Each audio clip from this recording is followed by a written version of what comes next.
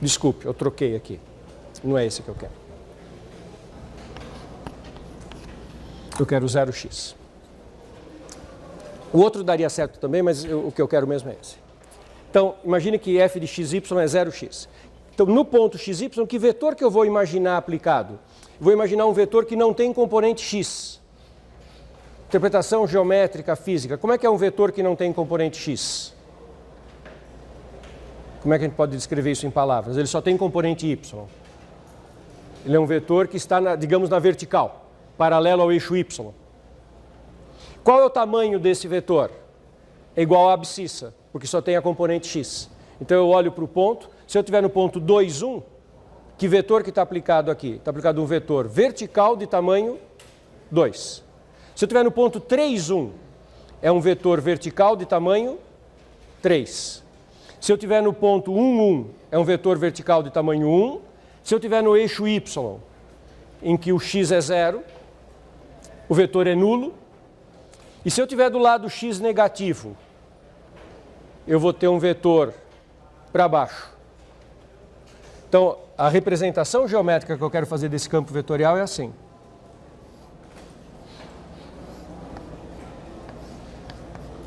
Em cada ponto eu tenho um vetor. Aqui eu tenho vetores menores.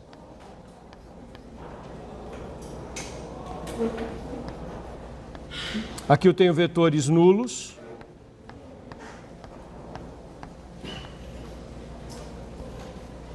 E aqui eu tenho vetores para baixo.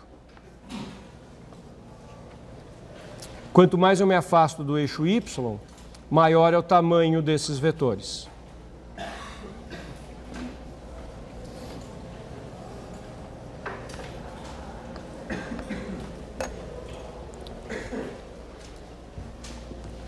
Vocês enxergaram? Por que eu faço esse desenho?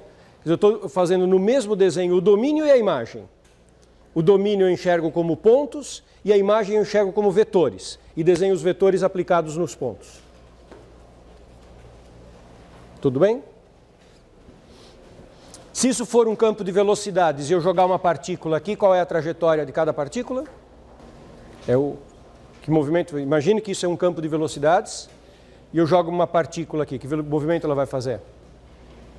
Uma reta vertical. Se eu jogar do lado direito uma reta para cima, jogar do lado esquerdo uma reta para baixo. Se eu jogar no eixo y, fica parada, porque o vetor velocidade é 0. Ok? Guarda essa informação para daqui a pouco, que nós vamos voltar neste exemplo com uma coisa linda, linda, linda. Mais um exemplo de campo vetorial. Depois eu vou passar para frente. Você conhece um campo vetorial que você estudou nos cálculos anteriores, que é o campo gradiente. Esse é um campo super importante. Nós vamos usar demais o campo gradiente. Então deixa eu lembrá-los como é que funciona o campo gradiente. Se você tem uma f do R2 em R, podia ser R3 em R, normal. Se você tem uma f do R2 em R bem comportada do ponto de vista de derivadas, imagine que essa função seja diferenciável. Você pode calcular as derivadas sem problemas. Aí a gente chama de gradiente de f, indica por este símbolo. Vocês conhecem esse símbolo? Triângulo invertido com o vetorzinho em cima. E o que é o gradiente da função f quando calculada no xy? É um campo vetorial, cujas componentes são dadas por quem? Pelas derivadas parciais. Derivada parcial do f em relação a x, e o outro a derivada parcial em y, em relação a y, calculada no xy.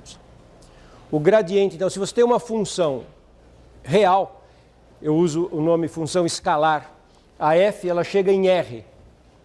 Então eu diferencio quando o ambiente é vetorial do ambiente numérico, usando as palavras vetorial e escalar.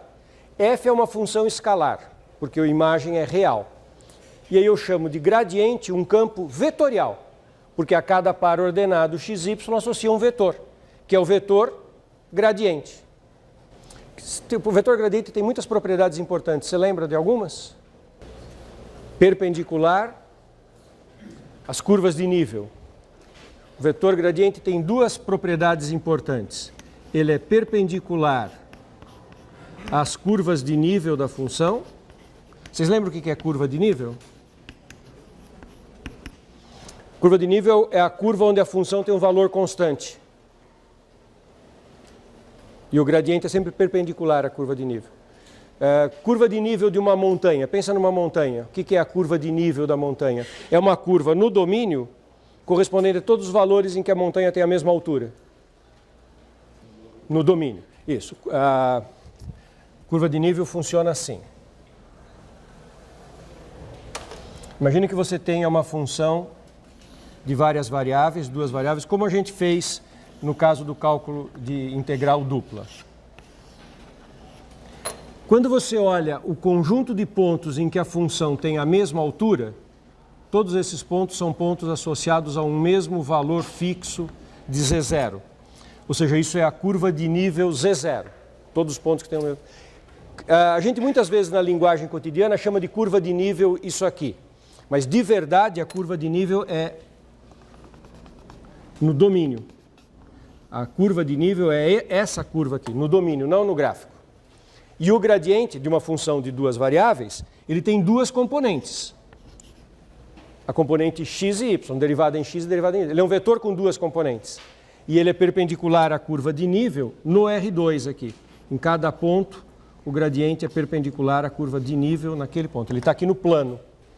A gente fala muitas vezes que se refere à curva na superfície como sendo a de nível, mas isso é um erro técnico. O certo é a curva de nível embaixo.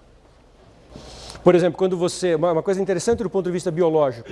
Se você observar uma montanha onde há animais pastando, você vai observar que eles pastam de forma que eles deixam certos caminhos na superfície do morro. E se você olhar aqueles caminhos com cuidado, você vai ver que eles estão todos na mesma altitude, na mesma altura. Os animais, em geral, pastam mantendo a altura constante. O que é natural, não é? O animal não ganha nada em ficar subindo e descendo na montanha onde ele está pastando.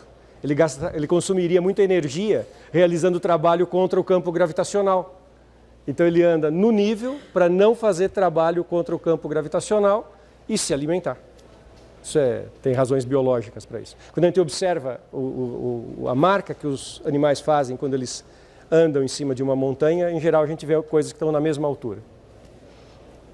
E a outra coisa do gradiente é que ele aponta na direção de maior crescimento de uma função, da função. Ele dá a direção de maior crescimento.